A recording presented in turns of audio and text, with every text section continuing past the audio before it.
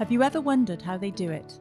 Behind every great piece of art is a story, a person with experience, skills, and prized creative secrets. We've convinced some of Malta's most prominent contemporary artists to give us an exclusive behind-the-scenes look at the making of their work, and to open up their process as they bring new original art to life. The Open Art Studio series offers a rare glimpse into how art is made, and is dedicated to art lovers, artists, and aspiring artists alike.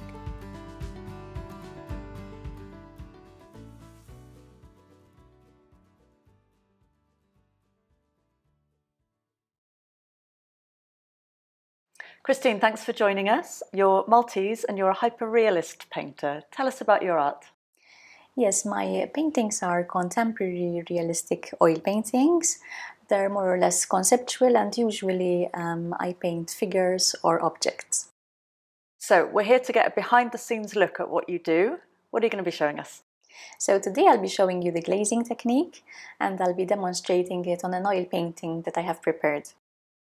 So the glazing technique, what kind of effect does this achieve in your paintings? So through the glazing technique you can intensify a color in a certain area of the painting, and you can also produce color shifts in a subtle way, and you build them up slowly through the transparent layers. So tell us about your materials. So today I'll be using very basic materials. I'll be using oil paints, and as a medium I'll be using linseed oil. And tell us about the paints you have here. The paints here are Rembrandt oil paints.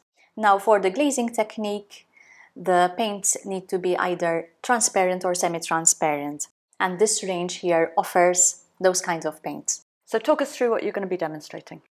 Sure. I will start by mixing and preparing the glazes, and then I will apply 2 different glazes on 2 different areas of the painting.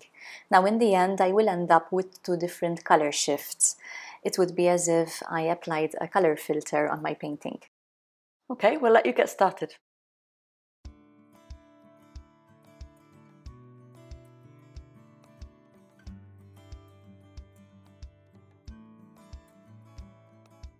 When glazing, there are many options you can use as a medium. Here I'm using linseed oil. But there is also the glazing medium, for example. Layers of glazes can be applied using a very soft brush, something that would enable you to spread the paint thinly across the surface, so that it seems that it's barely there. Even if you feel like you've added too much, for example, you can dab some of the paint away with a cloth. This will leave a bit of a stain, but it can easily be covered with the next glazes. With glazing you can create warm or cool overlays, and also create smoother gradients when you need to soften an area or a color gradation. Glazing is also used to deepen the shadows. Glazes are usually applied in small localized areas where the artist wants to correct a color. As a technique, it will give your painting depth and form. Okay, so the first glaze application is done. It's far from complete because I would need to add more glazes, but to be able to add more glazes, the previous layer needs to be dry to the touch. That's very important. Traditionally, glazes were applied on a grisaille. Particularly in the Renaissance, a monochrome layer, which was an underpainting, was first painted using common and neutral colors. Then, more expensive colors like the blues and reds were applied only through glazes. And the reason for this was because such colors were so expensive, and like this, the artist would waste less of this very expensive pigment. A glaze must be completely dry before another one is on top. That's really important. Always apply layers with regards to the fat over lean rule. This is still very important. The initial layers cannot have any oil content or a lot of oil content, and then you can increase the oil content as the layers progress. Glazing will make fine details in layers appear blurry, so ideally when you have very meticulous detail, you leave that detail for after the glazing layers.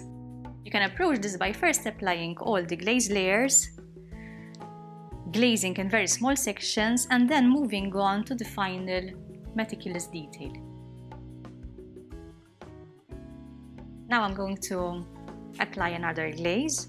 For this next glaze, I'm going to mix some red and yellow, more yellow, and I'm going to add some linseed oil.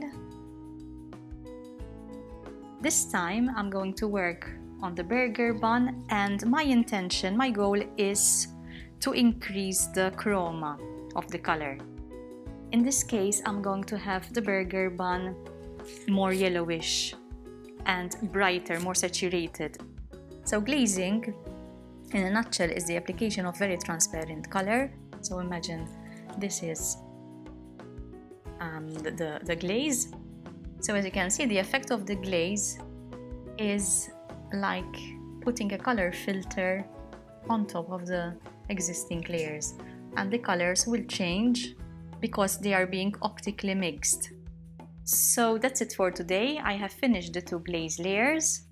Obviously, this work is still in progress and requires many more layers and many more glazes. So once I finish all the layers and all the details and the painting is complete, I will be varnishing the painting. That's it, I think.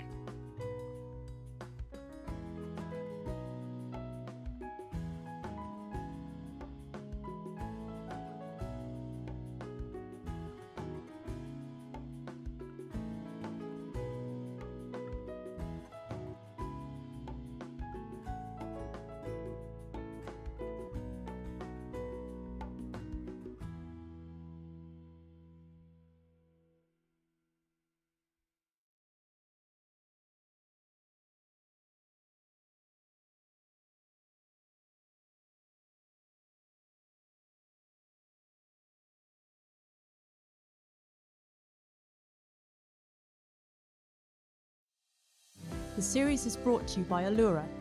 Allura works with leading local artists to showcase outstanding art and to show you what goes into making it.